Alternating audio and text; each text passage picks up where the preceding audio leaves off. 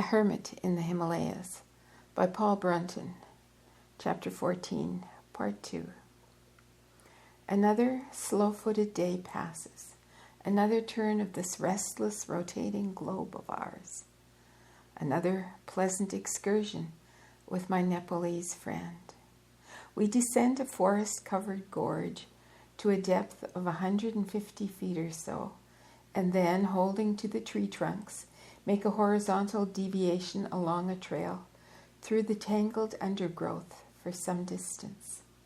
We proceed along the path for about half a mile. Then we make an abrupt turn to the left and start a precipitous descent down the thickly wooded sides of a deep gorge. The trees are chiefly somber firs, with occasional clumps of sturdy oaks and a sprinkling of flowering rhododendrons here and there.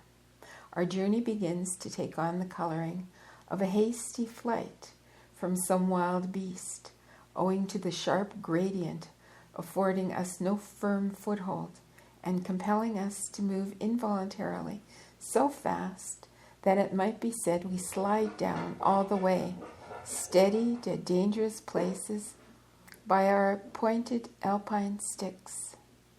In this manner, we cover about 2,500 feet in record time and reach the bottom of the gorge after a wild passage among bushes, trees, thorns, stumps, rocks, stones, and loose earth. With our arrival, there we gain our first reward for all this trouble at such a rapid rate. One of the loveliest little scenes reveals itself. We find ourselves in the bed of a river which has dried up from 25 feet in width to a narrow torrent, but a couple of yards wide. Huge rocks and tumbled boulders surround us on every side. Gorgeous flame-colored rhododendron flowers are sprangled against the dark green bushes and trees which stretch along the river's sides like an avenue. The water itself dashes madly along at a fierce pace, tumbling over low waterfalls here or skirting around tremendous boulders there, or musically gurgling between multitudes of clean-washed stones and pebbles which glisten with every hue and tint in the bright shafts of sunlight. High above us tower the tall walls of the gorge into a limpid azure blue sky, flecked with delicate formations of milk-white clouds. We cross the swift-running stream and sit down upon a boulder to drink in this beauty. The water laps at our feet. I watch the sunbeams play about the stones. The fascination of finding nature in her wildest and grandest form in this region never passes, for there is a magnetic lure about our environment which is indescribable. Well does the ancient Sanskrit poets say, "In 100 ages of gods, I could not tell you of all the glories of the Himalayas." I do not think that the scenic splendors of this 1,500-mile mountain world can be overwritten. Whatever one says of it, it will never be an exaggeration. Prince Missouri soon decides to take a ramble along the riverbed. We jump from boulder to boulder across the running water with the help of our sticks, or crunch the pebbly ground beneath our shoes as we make our way for about a mile between the walls of the gorge, which increase in precipitousness as we proceed until they become quite perpendicular and completely unclimbable. These huge walls of granite look like gigantic Gothic cathedral whose towers and buttresses have been riven in two by an earthquake. Now and then we stop and chat and listen to the musical tinkling noise of the rushing stream as it splashes quickly over the rocks in its onward course. In a month or so, the latter will be converted into a broad torrential river by the monsoon rains, and by a ramble such as this, will then be impossible. We return from our ramble tired, but contented. We start for home. The steep wall of the gorge confronts us, and the arduous climb of 2,500 feet becomes a breathtaking exertion, which we endeavor to lighten by cracking occasional jokes upon sundry unconnected subjects. We struggle upwards somehow. On our way we pass through the forest and stop to admire the scene, which is wild yet exquisite. I know that this forest is a favored haunt of bears. Let me start the sentence over again. I know that this forest is a favored haunt of bears, and warn the prince, for the hour is late. He laughs at the danger. We have lots of bears in Nepal. Some districts are so infested with them that the women peasants carry pitchforks and large curved knives used for grass cutting with which to defend themselves against their attacks. With the fork in the left hand, they endeavor to keep the animal at bay while they hack at it with the knife in the right hand. Our hill people say that if you encounter a bear unexpectedly and are unharmed, the wisest thing to do is to throw yourself prone with your face to the ground and pretend to be dead. The bear will then sniff around you and go away. I have not tried this myself, but I hope it is true. Incidentally, have you ever heard a wounded bear cry? We shot one some time ago, but failed to kill it. It wept like a human being, incredibly like one. There is even something human about the sound of a horse whinnying with intense fright. Once my brother and I and a servant were proceeding up a trail in the Nepalese Himalayas, which was just like the one at the top of this gorge, a narrow, rugged cutting in the rock face. My brother was a little tired of riding and dismounted, leading his horse by the rein, whilst he walked on foot. In turning a corner with a hairpin bend, the horse slipped over the edge of the trail. Its hindquarters fell down the precipice, but with 2 forefeet it managed to cling to the edge. My brother got hold of its head, and we 2 other men ran to assist him. Most of the horse's weight was hanging over the gorge, and despite the best efforts of the 3 of us, we could not succeed in lifting it back to safety. The poor creature realized its danger and began to whinny piteously.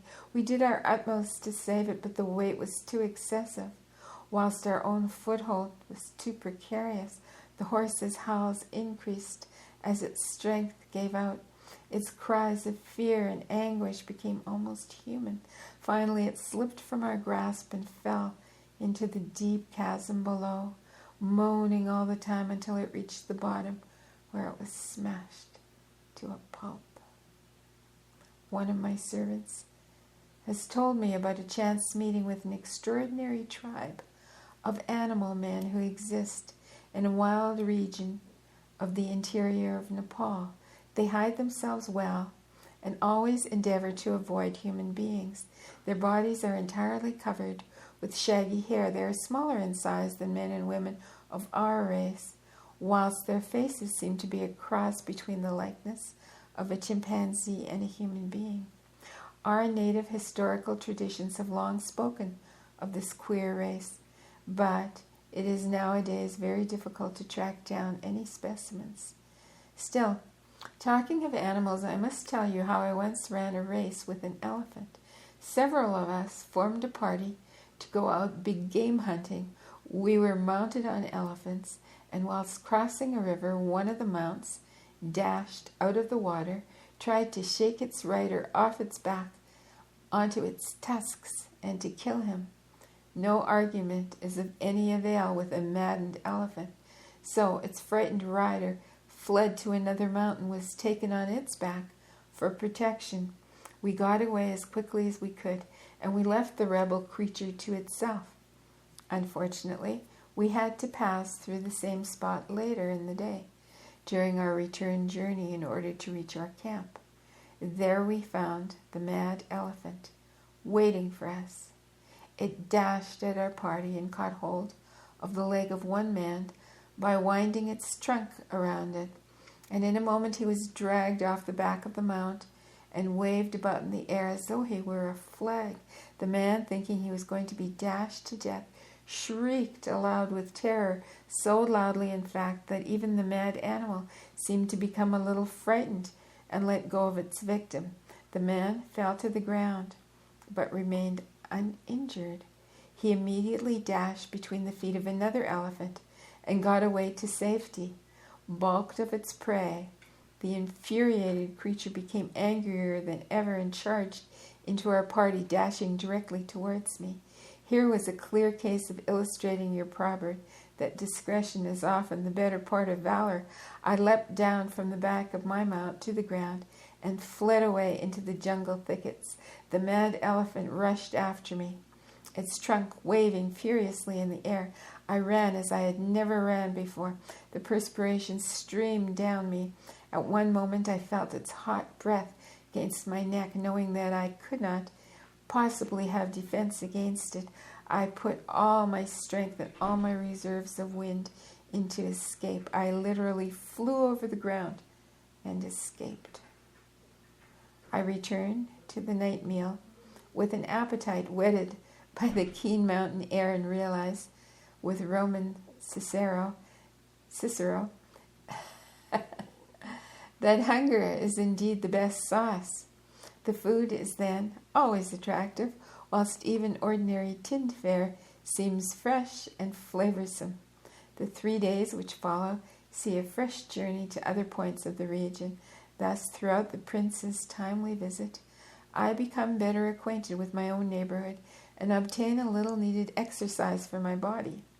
We travel along narrow mountain-side ledges and precipices below, which form the only paths available, or climb peaks which are scarped and striated masses of subdued brown rock, or descend through thick forests into deep ravines. Overhead, vultures wing their straight flight across the ever-changing sky. These vultures soar very high and then glide for phenomenal distances with outstretched, motionless wings. Not once do they flap their wings in a few miles or more, but move steadily forward on their horizontal routes at high speeds. One beholds them amazed and wonders how it is done. Many parts of these tangled ridges which lie all around us are too rocky to possess vegetation, while others are dense with green growths and clothed with forests upon every side. Yet even the brown drabness of the barren rocks is broken here and there by solitary wild mountain flowers, nearly all with heads and petals so tiny as to appear like units of a Japanese miniature garden. Dainty white marguerites and yellow, pink, and white daisies peep into the air upon the slenderest of stems. Occasional forget-me-nots grow in the crevices between stones and make me stop to gaze at their haunting colorings. A single miniature marigold flaunts its yellow beauty among the green moss on the inner side of the rock-cut trail.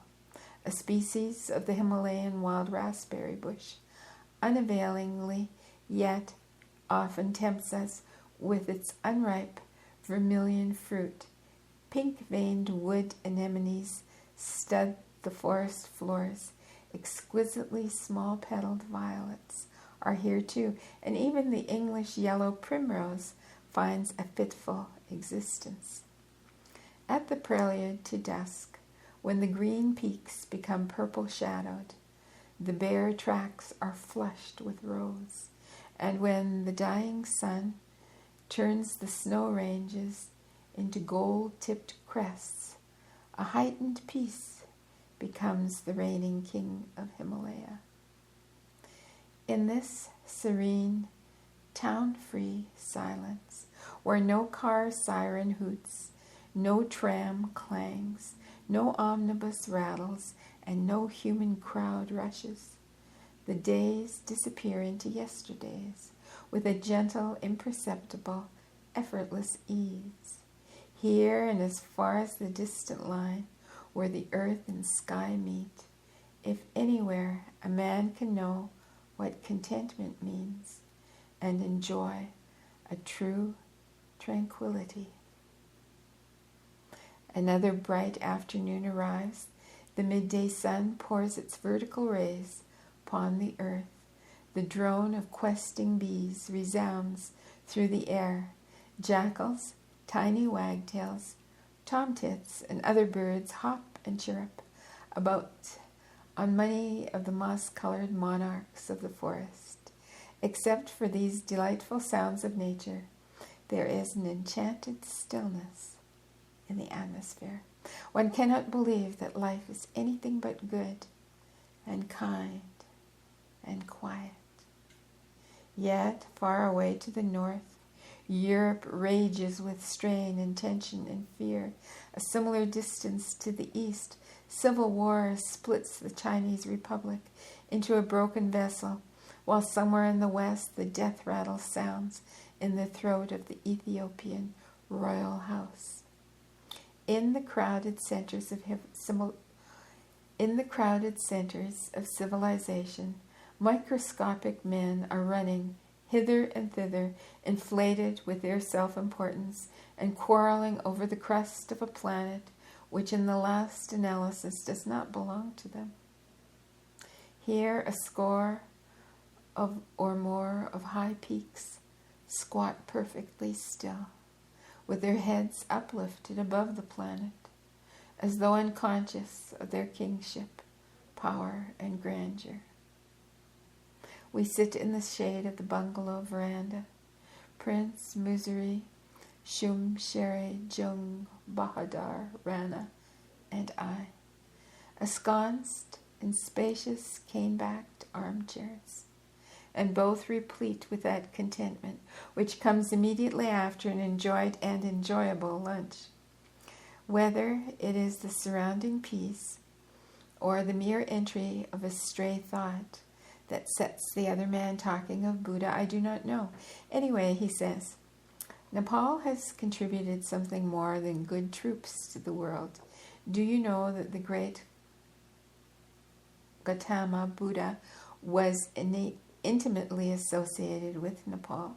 He was born within its border. To 300 million Asiatics, the lovely little 5-acre wood of Rummindei, Rummindei, in Nepal is sacred as his birthplace. A great monolith set up by the Emperor Asoka, Asoka, nearly 2,200 years ago to commemorate the spot still stands there with its lettering as clearly cut as ever. And when, through the opposition and even persecution of Mohammedan invaders or of rigidly orthodox Brahmin priests, Buddhism was destroyed in India more than 1,000 years after its foundation, many of the monks and scholars who would not give up their ancestral religion fled into the mountain fastness of Nepal, where they were safe. That is why we have today thousands of rare and ancient manuscripts and palm leaf books, statues, carvings, and antiquities in our monasteries and temples brought by these refugees. That is why, too, the religion of modern Nepal is a curious mixture of Buddhism and Hinduism. A Nepalese is not conscious of any antagonism between the two faiths and will often worship in a Hindu temple one day and a Buddhist temple the next. My own faith is Hindu, as you know, yet I feel much respect for the other belief. Do you know, too, that although the last strongholds of Buddhism along the North Indian border today are Nepal, Tibet, and Sikkim, Sikkim, it once flourished here in Terry Garhwal state. at a spot now called Barahat, Barahat, about 25 miles as the crow flies from this place. There is, among the ruins of ancient temples and other buildings, a great brazen trident of immense antiquity, which bears an inscription recording the visits of Nepalese Buddhist Rajas, who came here on pilgrimage as late as the 12th century. Huyen Tsiang, the Chinese Buddhist pilgrim traveler, says this region was called in his time the Kingdom of Brahmapura, and that Buddhism existed here alongside of the older faith. We fell to chatting of the two religions, Buddhism and Hinduism, their striking similarities yet strange contrasts, and I tell the prince that as an intellectual European I feel a kinship with Buddha, which I cannot feel so easily with Krishna, because the former was a thinking man who became a god, whilst the latter was born a god who sometimes behaved like a man. Buddha kept himself spotless and immaculate with women only after he had experienced and lived through the temptations they offer the normal man, whereas Krishna made love to many girls. Buddha had not renounced a world about which he knew absolutely nothing, as so many monks have done. For him to achieve such purity in the face of opportunities for sensual indulgence, which his priesthood gave him, was to make him worthy of the highest respect. But for Krishna to have succumbed to human feelings was not so admirable. It may be that childish myths have been built around his story, and the gaudy lithographs of this flirtatious deity with his adventures, with which the Hindus often decorate their walls, may be totally unhistorical.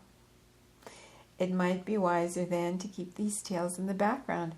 However, I tell him too that as a man who has won through to a religious devotion, albeit late in life, I find the teaching of a Krishna superbly elevating. His encouragement to the young disciple Arjuna to place his entire life fearlessly and unreservedly in the hands of a higher power is likewise encouragement to every other man, whereas Buddha becomes oddly coldly rational, too dependent on human effort alone, too independent of the high help which God bestows on the surrendering soul.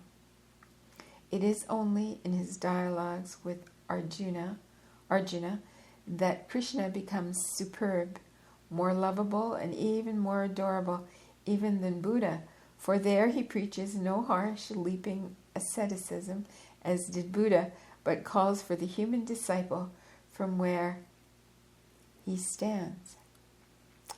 But calls to the human disciple from where he stands. And then I invite Prince Mujiri indoors and open a long box to show him a treasured Buddhist work of art, the lately acquired gift from the one who shall be nameless. It is something which shall henceforth accompany me around the world, a wooden roller 2.5 feet wide, wrapped in a faded yellow silk dust jacket and tied with 2 narrow lacquer red silk bands. With slow, careful hands, I untie the bands and unroll the casing, thus revealing a large, brilliantly colored picture painted upon an oblong banner of blue and yellow silk, stretched upon the bottom roller and a narrow wooden lathe at the top.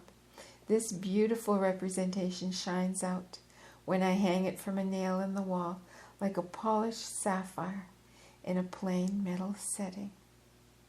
My companion examines the picture closely. "It is a genuine Tibetan monastery hanging," he exclaims, and then turns it partly over to inspect the back. 7 vertical rows of scarlet ink writing in Tibetan characters confirm his statement. Although the wrapper and the background of the picture are dark with age, the painted portion is bright and fresh, with gay colorings, as though it had left the artist's hand but a year or two ago. It represents 38 small portraits of the Buddha, pleasingly arranged in 7 straight lines, from top to bottom. In each of these, the light of Asia sits in his conventional attitude with interlocked feet, but the hands are given a different arrangement of gesture throughout.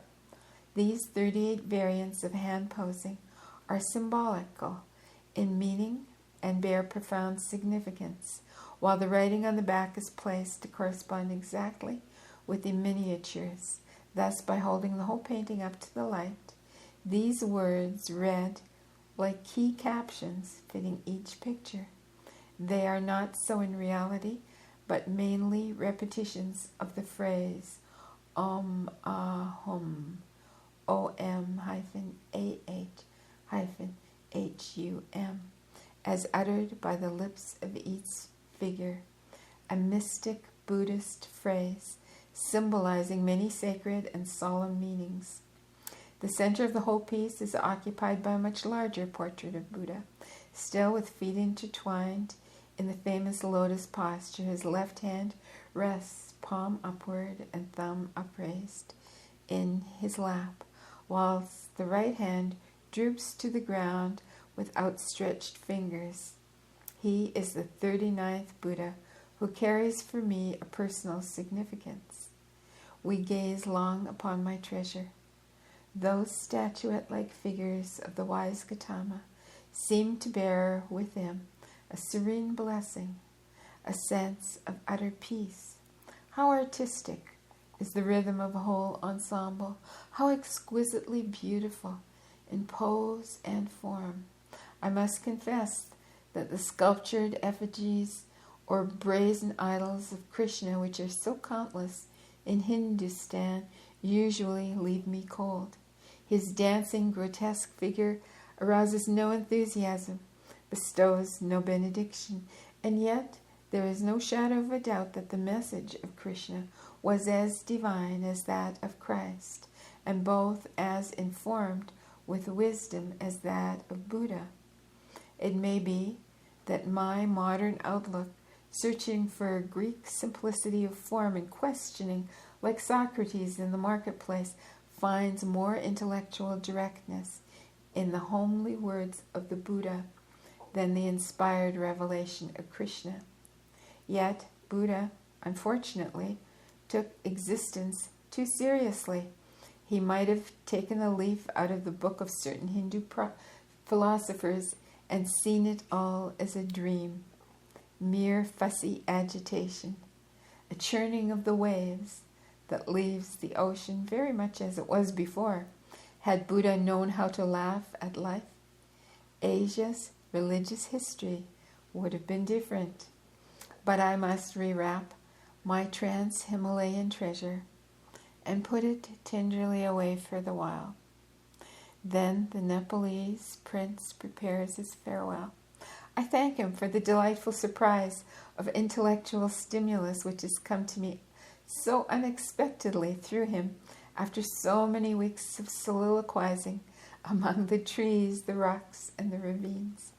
He leaps into the saddle of his horse and with a final wave of his hand disappears among the firs down the tree-shaded trail below my bungalow, holding himself stoutly against the high wind. His lithe, vigorous figure has joined the small procession of those who have come and gone as the stars come out with the night and depart with the dawn. The world to which he belongs has reclaimed its own, but something which that world does not perceive and cannot perceive roots in his heart and grows in secret like a delicate plant which is destined to bear a fine blossom.